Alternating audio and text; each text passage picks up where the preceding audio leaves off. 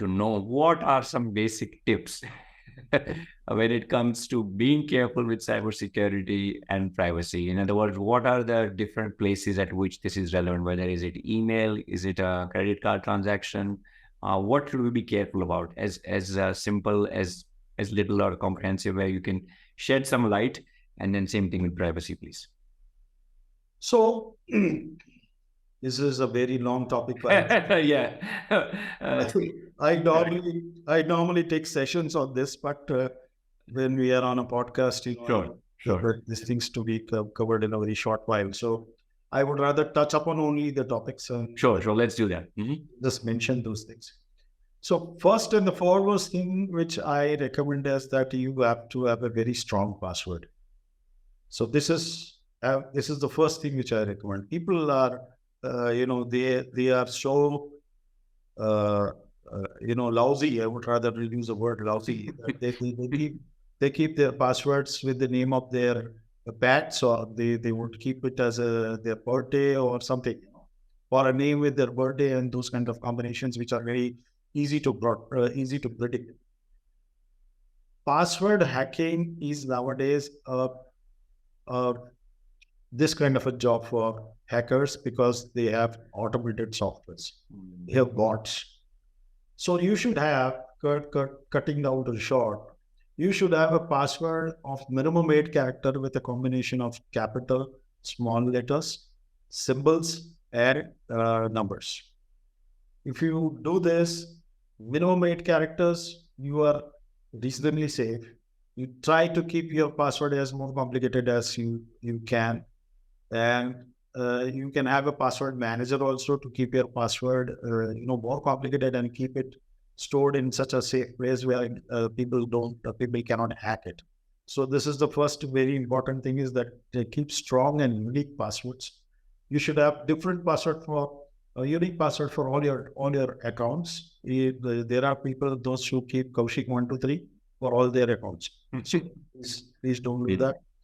Second most important thing is that enable two-factor or MFA. We call it MFA, that is multi-factor authentication, or a two-factor authentication, which is mostly available nowadays in every emails, public emails which are being offered to you, like Microsoft or Google or any other thing which is available to most of the people, and most of the people are using it.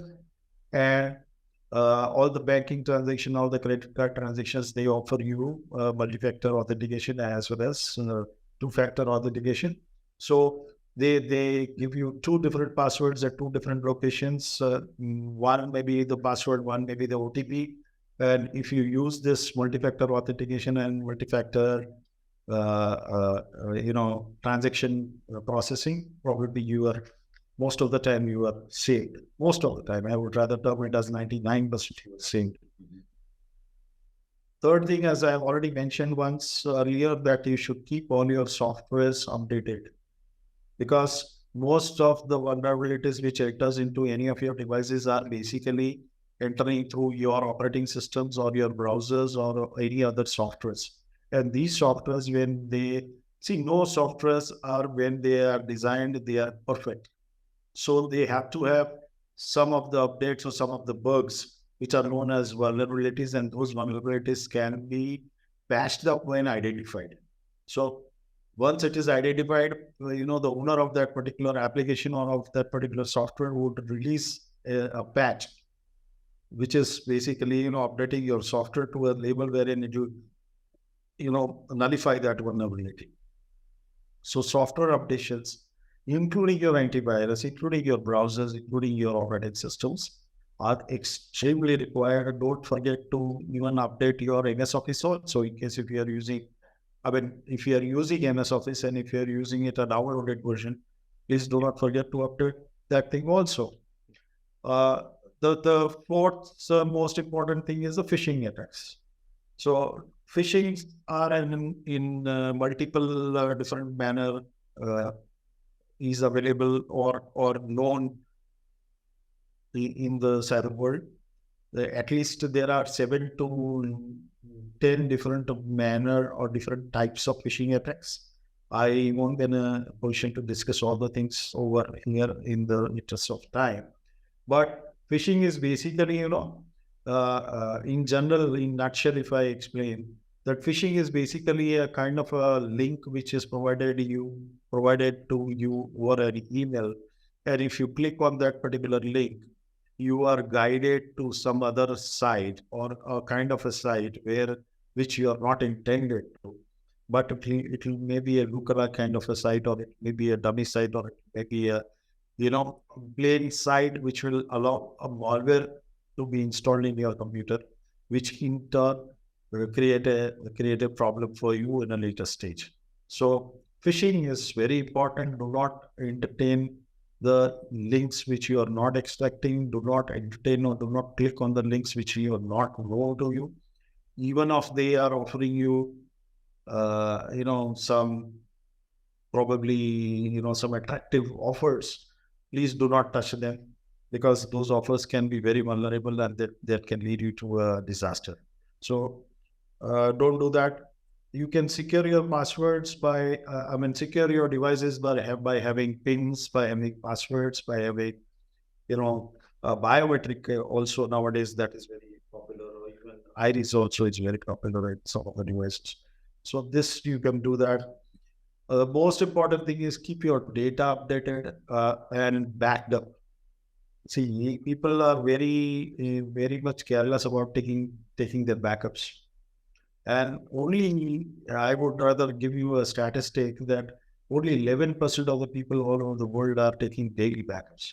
And only 25% and rather, in comparison to that, only 25% of people take a yearly backup.